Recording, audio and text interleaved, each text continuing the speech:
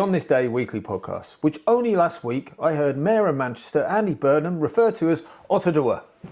If you are back for the first time, then you share that with Ludacris, his 2002 album of the same title, although here you can expect some northern hospitality.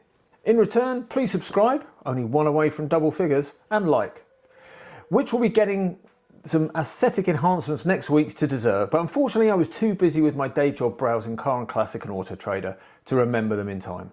So let's dive into the first day of the week. And it was on this day, the 22nd of January, that Queen Victoria said, "Hold my crown," and passed away at the age of 81 following a successful 63-year reign.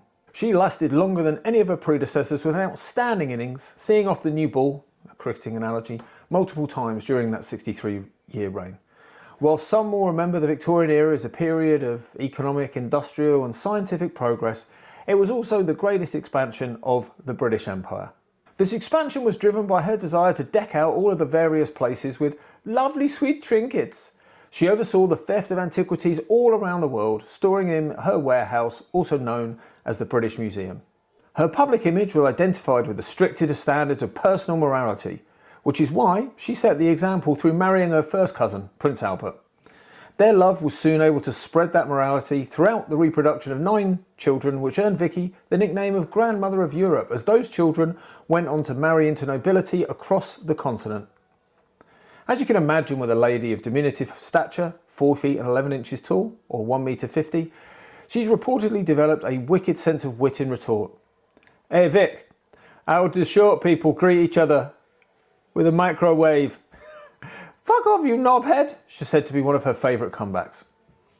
On the Isle of Wight, she passed away with her favourite Pomeranian Turi by her side in a state feeling drowsy, dazed and confused. This is the same feeling that Shaun Ryder from the Happy Mondays had following their performance at the Isle of Wight Festival in 2013. Next, to the 23rd of January in 1795, and a confrontation as rare as a swan facing off against fitness legend Mr. Motivator, when boats faced off against horses in the province of North Holland. The cavalry of the French Revolution Hussar Regiment came across a Dutch fleet frozen whilst anchored in Nieuw-Diep, just east of the far easier to pronounce Den Helder. In a lesson that rival forces could do with learning today, there were no casualties after the French successfully negotiated that the 14 Dutch warships would remain at anchor during the First War of the Coalition. This saw the French take a decisive victory without the need for penalty shootouts against most of the rest of Europe. Lieutenant Colonel Louis Lahoud was the leader of the infantry and instructed the hussars to place small booties made of fabric on their hooves.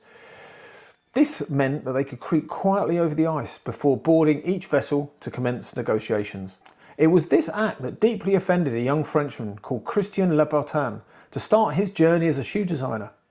He always believed that Louis should have been more brazen and, quote, gone into those Dutchies with both barrels blazing. Now a name synonymous with high-end footwear, he started his patented red sole and stiletto heel so that, and I quote, "the Dutch will hear us coming next time and we will see their blood on the soles of shoes." Whilst we're spared atrocities in Den Helder in 1795, in the modern era, the industrial port town was the birthplace of Dutch war criminal and businessman Frans Cornelius Adrianus van Anrat, who was convicted of war crimes for his role in selling chemical weapons to former Iraqi leader Saddam Hussein. On this day, the 24th of January, just 8 years ago in 2018, Chinese scientists first reported their success in cloning 2 monkeys, more specifically crab-eating macaques, who were born late the previous year. Zhong and Hua were created through the somatic cell nuclear transfer method that was first successfully deployed in 1996 to bring life to the enigmatic Dolly the sheep. Realising this, scientists quickly turned their gaze to the rest of the mammal world and have successfully cloned 23 different species, including rats, cats, dogs, cattle and horses.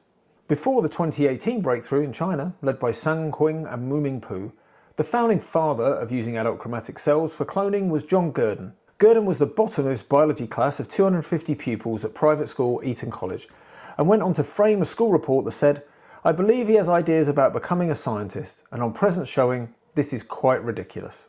No doubt this was framed next to his Nobel Prize in Physiology and Medicine for his discovery and a picture of a frog, specifically an African clawed frog that he first cloned with this approach in 1958.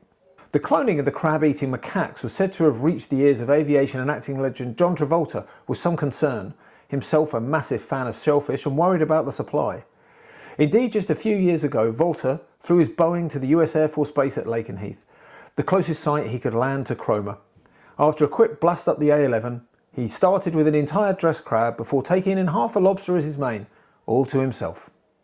Now to the celebration of a birthday, and that of Roy Wayne Farris, who on this day, the 25th of January, was born in 1953. You may not know his name, but I'm sure that will all change when I tell you he is best known under the name he performed in the World Wrestling Federation from 1986, the Honky Tonk Man. Honky Tonk was a heel, that is the wrestling term for a baddie, for the majority of his career, and was described by the Bleacher Report as one of the greatest villains to ever grace the professional wrestling ring. It didn't start that way, with Farris being pushed as a fan favourite with an Elvis impersonation gimmick, first endorsed by none other than WWF champion Hulk Hogan. However, the Tonk polled poorly as a fan favourite, and with the help of rat-faced manager, the Mouth of the South, Jimmy Hart, he turned heel. His first major feud pitted him against Jake the Snake Roberts, in a rivalry spilling over from the squared circle after Roberts accusing Farris of hitting him with a real guitar versus the prop fiberglass version, causing a serious back injury. Until recently, when Gunther broke his record, he held the Intercontinental Championship for a record 455 days or 64 weeks. Honky had a WWE career renaissance in 2008 after Santino Marella announced his intention to break the Intercontinental record run, displaying a special honkometer to measure his own rate. Now a fan favourite, Honky Tonk returned alongside Goldust and rowdy Roddy Piper to deliver one final El Cabong, the name for the illegal finishing move of smashing an acoustic guitar over the head of an opponent, to end Morella's chances of beating his record. Before becoming Dwayne Johnson, The Rock's original finishing move was called the Mic Drop. The WWE management thought it was a great name given his famed skills cutting a promo on the microphone. However, the move was stopped after just one outing at a house show in Hartford, Connecticut, when The Rock hoisted famed Canadian comedian Mike Myers on a crane and dropped him on his opponent, taking everyone out. The Rock was said to have a list of over 200 mics ready to be dropped and was disappointed to have to pivot to the People's Elbow. El Dorado, Triangle, Manimal, and the 2-hour fake Sharkgasm Discovery Channel shit show Megalodon, the Monster Shark Lives, are all crimes against humanity that Scottish inventor John Logie Baird should be held responsible. It was on this day, the 26th of January, in 1926 that Baird publicly demonstrated the world's first mechanical television system in front of members from the Royal Institution and a reporter from the Times newspaper. If you ever want to feel spiritually connected with the birth of television age, then head for Bar Italia on Frith Street in Soho. This is the site of the original demo. The original scan rate of this demonstration was 5 pictures per second, or about what I can manage with this technology.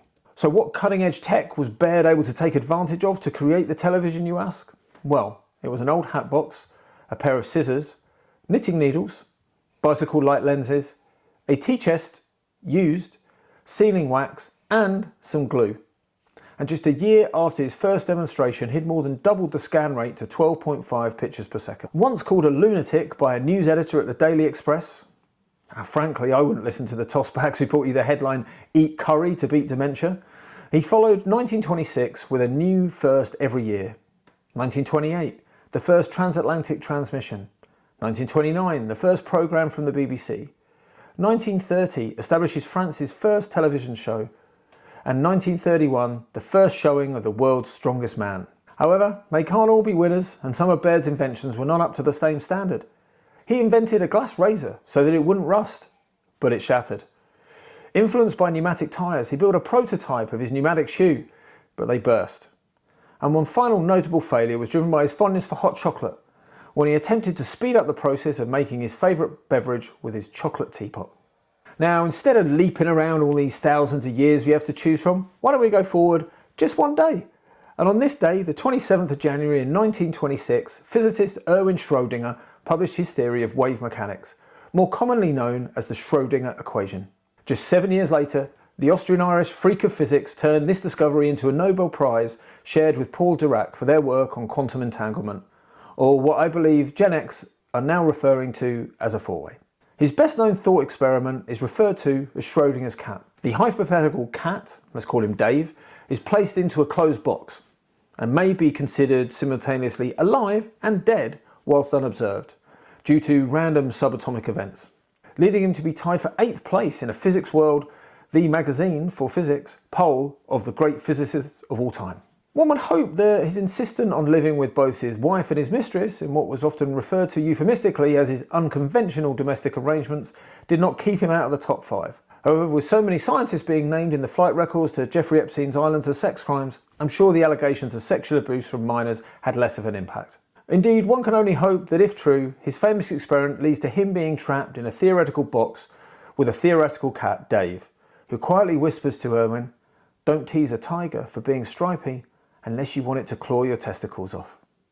And then finally this week, in an attempt to build some bridges with a youth audience, brick by brick, it is on this day, the 28th of January in 1958, that the Lego company patents the design for its interlocking bricks made from acrylonitrile butadiene styrene, or ABS because that's probably pronounced completely incorrectly. The company had first begun manufacturing automatic binding bricks in 1949, having initially made wooden toys as early as 1932, thanks to founder and carpenter Ole Kirk Christiansen.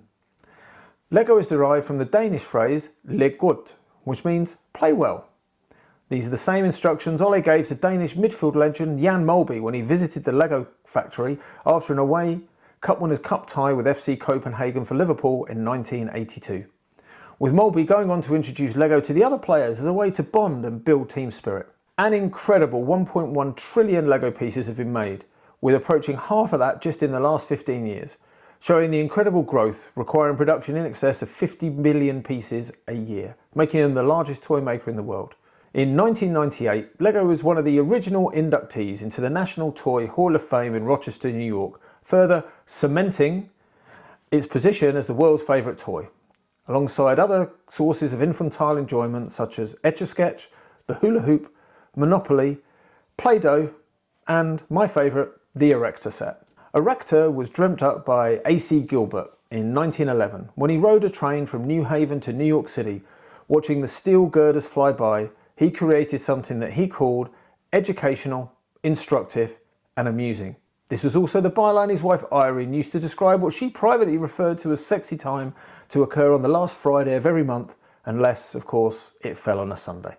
So that's all for episode 4. If you made it this far, I would assume you've either fallen asleep or been distracted by something such as fingering in wigs, or better known as Bridgerton. I will return whether you like it or not next week, with a predictable start at the 29th of January, having hopefully been able to cleanse my eyes of the sight of the 8th in line to the British throne, looking up at the camera, much like a dog who's just eaten your last donut. So until next time, remember, don't let a fact get in the way of a good story. Bye bye.